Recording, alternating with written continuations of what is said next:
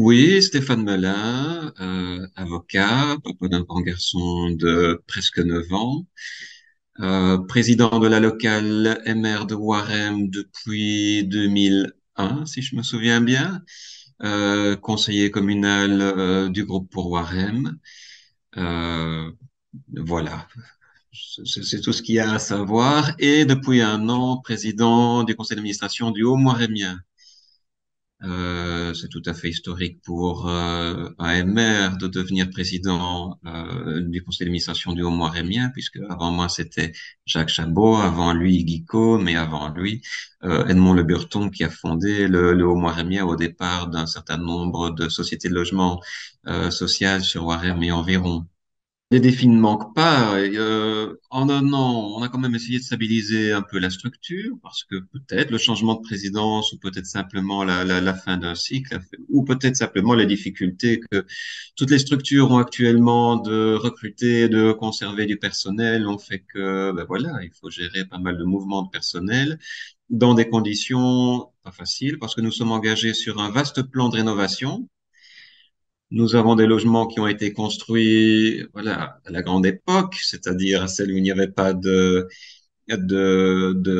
normes énergétiques. Et maintenant, les circonstances font que, eh bien, nous essayons de les porter en catégorie PEB, B, afin évidemment de réduire la facture énergétique des locataires qui en ont bien besoin.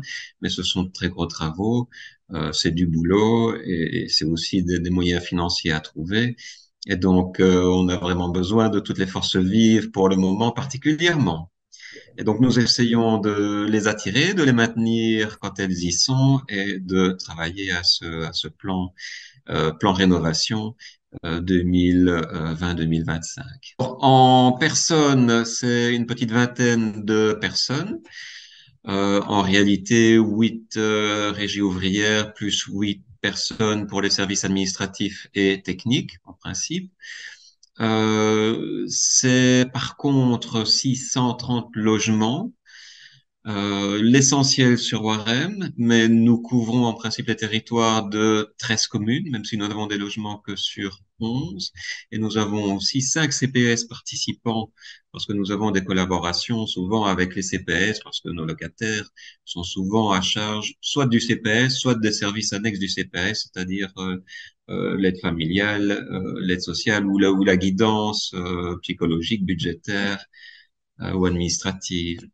30% de notre bâti est catégorie F ou G. Donc, nous ne sommes pas particulièrement bien situés dans la moyenne des sociétés de logement social, mais c'est parce que nous sommes une société un peu plus ancienne que les autres, et donc l'essentiel de notre bâti a été construit à l'époque où il n'y avait pas de normes énergétiques.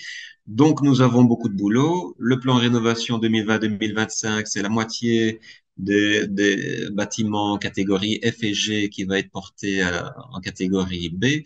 Il restera encore 15% de ces bâtiments. Évidemment, tout ce qui est construit pour le moment est au moins catégorie B, mais voilà, il y a beaucoup de bâtiments anciens à essayer de rénover.